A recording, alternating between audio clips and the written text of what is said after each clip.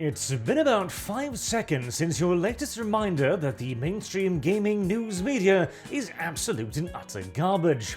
Which means you are long overdue for a reminder, sir. And luckily, one of the local rodents living in the garbage heap has decided to poke its elongated nostrils out from beneath the discarded waste materials to provide you with the reminder. IGN is here to explain to you why every single game they review is either a 7 or above. This, I remind you, was intended to be a W for IGN. I'll let you judge as I'll play the clip for you without any commentary to begin with to give it as charitable an interpretation as possible, because God knows they're going to need the help. Why does IGN give so many 7s? Okay, let's talk about this. It boils down to the things we choose to review. Let me ask you this. How many games do you think were released in 2022? I don't know, like 200 or 300? Not even close. There were over 10,000 games that came out on Steam in 2022. Dude, I don't even think I could name that many games, period. Exactly. There's no way that IGN can review all those games. So we try to focus our attention on the games that people actually care about. And we figure this out by a lot of different factors, like how many views the trailer got, if we think it looks cool, if it's trending on Google, if it has a lot of players on Steam. I could go on. But then why are the scores always a 7 or above? So if people are actually interested in the game and it looks good, most of the time it ends up being good, which is our definition of a 7. 7 means good. Of course, there are exceptions, Gotham Knights, but think about it this way. If you've never heard of the game, we probably wouldn't review it, and it probably isn't that good anyway. That was a really good explanation. Right. Do you perhaps spot a slight issue here? Just a minor one. Okay, so what is the purpose of a review, precisely? Well, surely it is to inform you whether or not a video game is good, right? You would think. That was at least was the purpose of a review back in the good old days, but not today, as apparently if everyone hasn't already heard of a video game and already agreed that it is a good video game, well, then apparently there's no purpose in reviewing it. Like, well, if it's not already a good and popular video game, why would we bother covering it, says IGN. Because, well, our primary criteria for covering a video game is how well it does on Google Trends and how many trailer views it has. Sweet Jesus.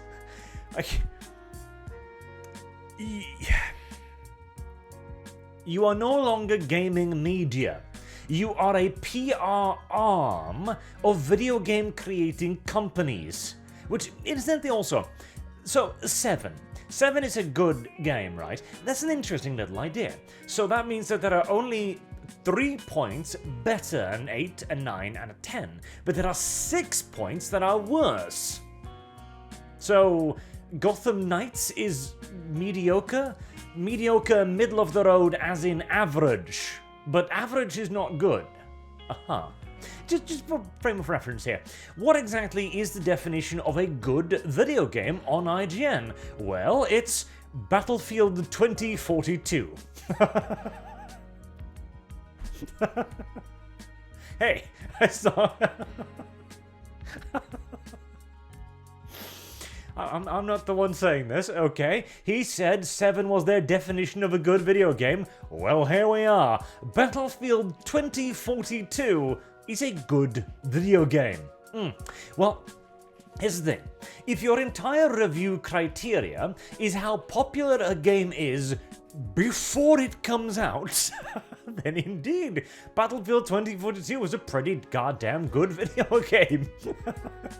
Because, no, people were excited. Hell, I was excited because it kind of looked like good old-fashioned Battlefield for a while in the trailers, and then it actually came out and you realized, what is this half-assed hero shooter garbage doing in my Battlefield? And why doesn't it run? At all? Well, that is a good game. Not mediocre, not bad, certainly not bad. I don't think any game is capable of getting a bad score on IGN, at least not one that has more than 5 sales, apparently. But there you go, good. Okay, what is better than good? What is great? Total War Rome 2 on launch. 2042 gets a lot of flack for basically being non-functional at launch in terms of multiplayer, which is kinda, a fairly crucial aspect of a Battlefield game, but Row 2...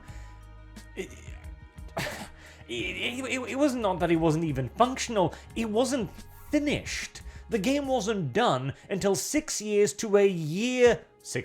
months to a year later. Like, the AI didn't work. The AI was incapable of actually attacking your units, as it would run up to you, stop, turn around, run back, repeat, ad infinitum.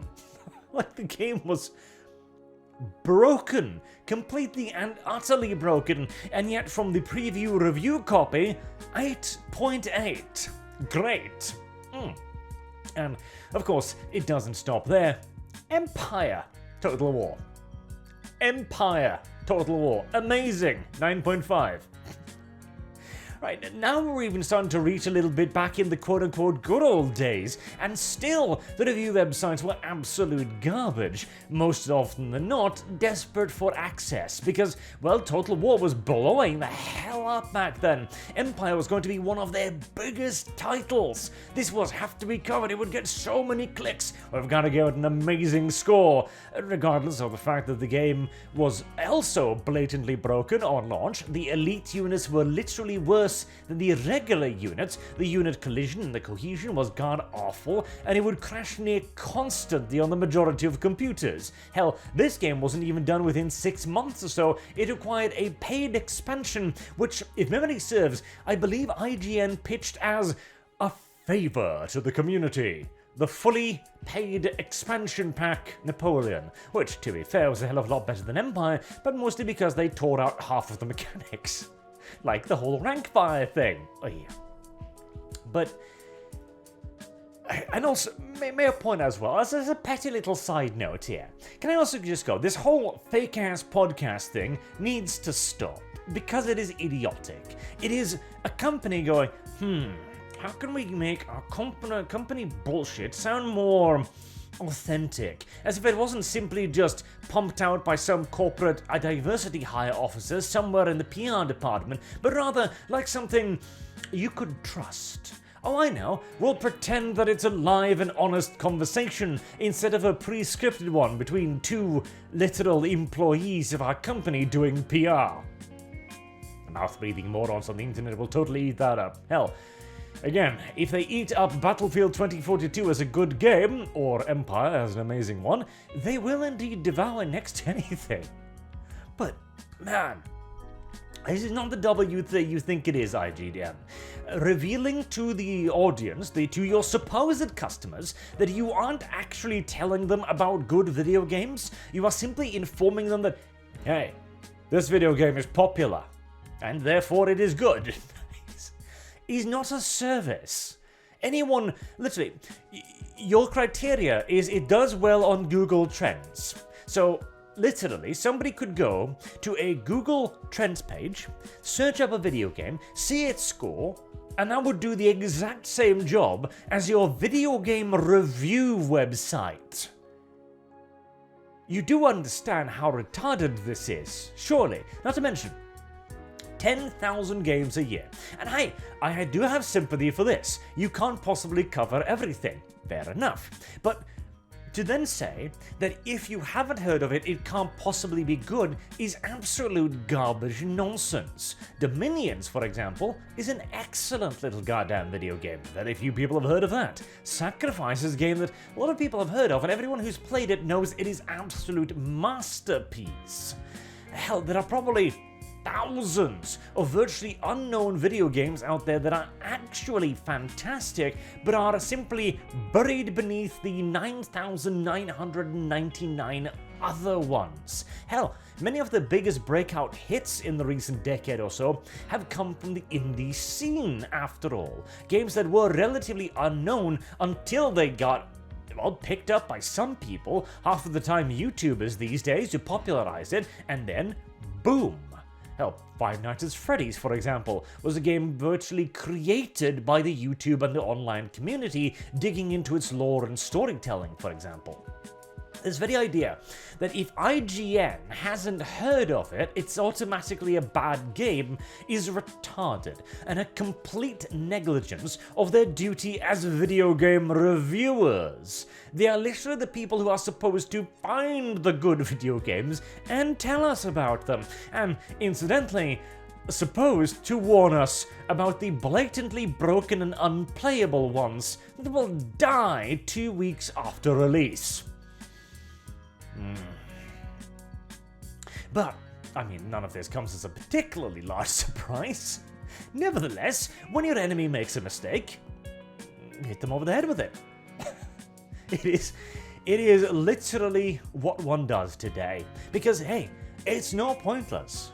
BuzzFeed News is dead. Vice is heading to the graveyard right now. Who's to say that miracles don't come in threes, IGN?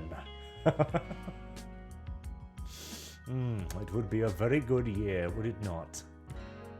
Let's all cross our fingers and pray, shall we, that good God decides to claim 3 mainstream news giants in this, our Lord's year 2023. The turning point, I hope. Until next time, I've been Arch. Thank you all so much for watching, and I hope to see you all again soon. Till then, have a good day.